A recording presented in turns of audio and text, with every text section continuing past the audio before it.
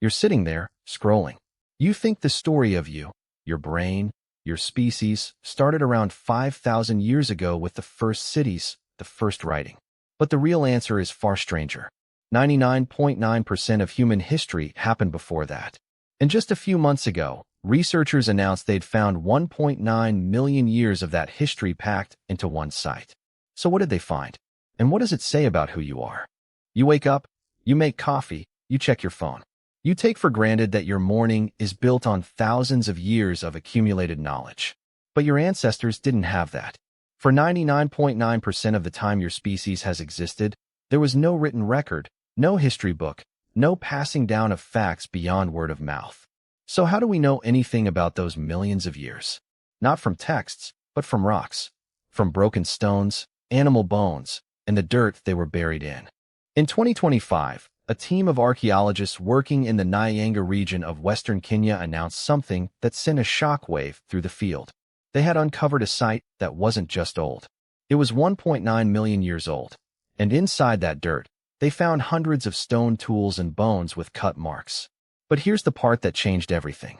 Those bones belonged to hippos and other large animals, and they showed clear evidence of butchery. That's not the surprise. The surprise is that the tools were far more advanced than anything thought to exist at that time. These weren't simple pebble choppers. They were sophisticated hand axes, crafted with a precision that supposedly wouldn't appear for another million years. So if 1.9 million years ago, hominins were already making tools like these, what does that do to our entire timeline of human evolution? Let's go back. The standard story, the one you probably learned in school, is that human evolution was a straight line. First, Australopithecus walked upright. Then Homo habilis made simple stone tools. Then Homo erectus made better tools, left Africa, and eventually became us. Clean, neat, linear. But that story is dead.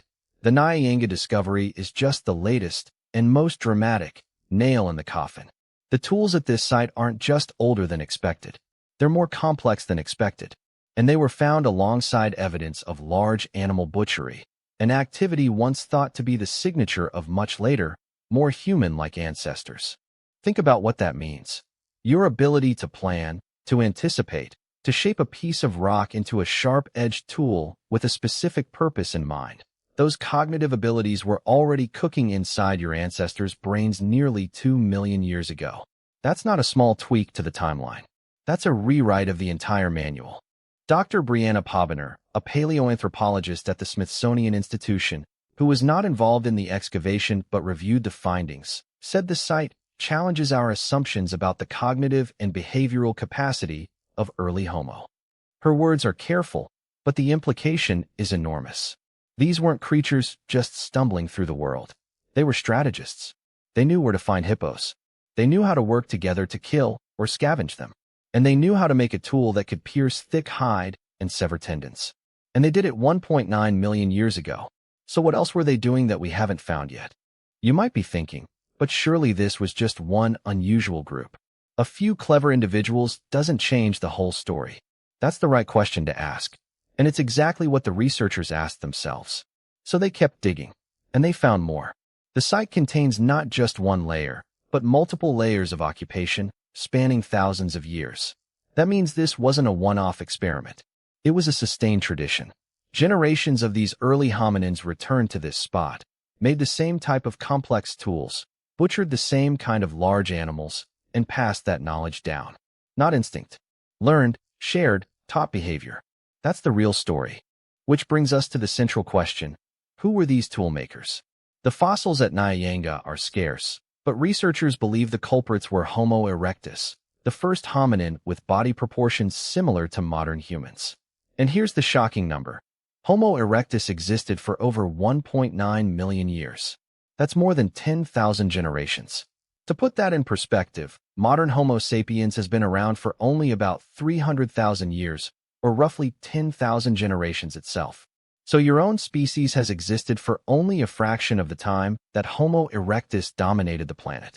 And during those 1.9 million years, they weren't just surviving.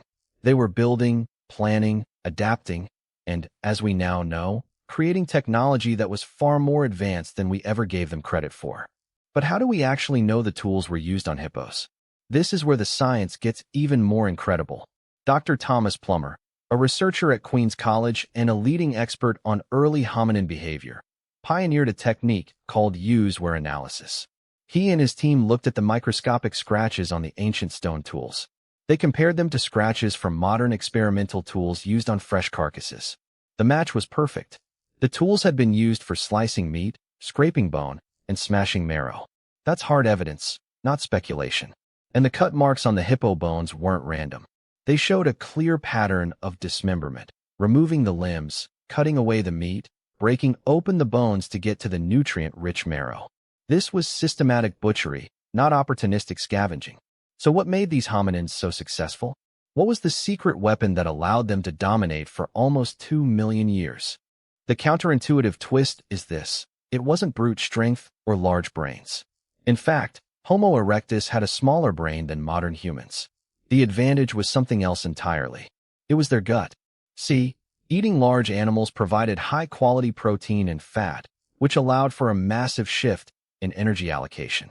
Your brain, even today, consumes about 20% of your daily calories, even though it's only 2% of your body weight.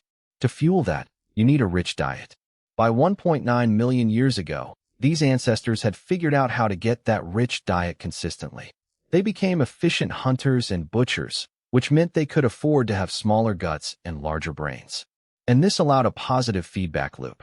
Better diet led to bigger brains, which led to better tools, which led to more meat, which led to even bigger brains.